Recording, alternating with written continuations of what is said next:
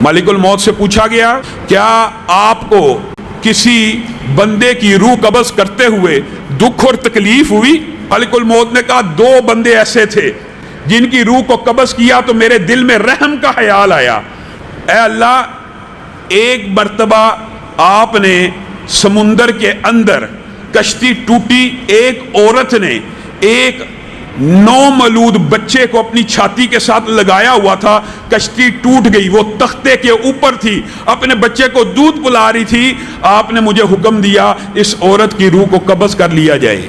मैं जब उस औरत की रूह को कब्ज़ करने लगा, मेरे दिल में ख्याल आया कि इस बच्चे का क्या बनेगा।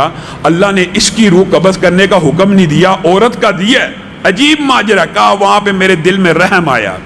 दूसरा वाकया ये था, जब शद्दाद ने सारी जिंदगी कमाई की, उस कमाई से खूबसूरत बागात बना लिए, जन्नत कायम कर ली, सारा मालो दौलत लगा लिया, जुल्म जबर, सारी जादू की, सारी ताकतों की, सारी हराम कमाई का अपना खूबसूरत तरीन बाग आम मानों में जन्नत ही बना ली।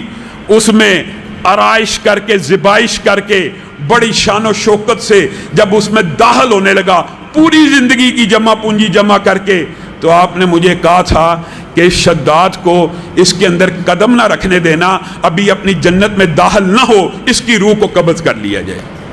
तो मेरे दिल में ख्याल आया, अल्लाह अगर आप चंद लम्हे इसकी मौत को मुअख्खर कर लेते तो अपनी आंखों से देख ही लेता कि सारी जिंदगी मैंने जो कुछ कमा के बनाया ये कैसा है, उसको एक लम्हे के लिए इंजॉय कर लेता। मेरे दिल में ये दो वाकयात हैं जो रहम के पैदा हुए। इसराइली रिवायत के अल्फाज हैं, अल्लाह ने कहा, तुझे पता है ये जो शद्दाद था ये कौन था? कहा कौन था? कहा ये वही बच्चा था जिसको इसकी माँ ने छोड़ा, मैं रब ने तन्हा यगाना यकता इसको पाला, इसको पोसा, इसकी परवरिश की, इसकी नशोनुमा की, इसकी हड्डियां तंदुरुस्त हुई, आपस में मजबूत हुई, तो मेरे ही खिलाफ खड़ा हो गया।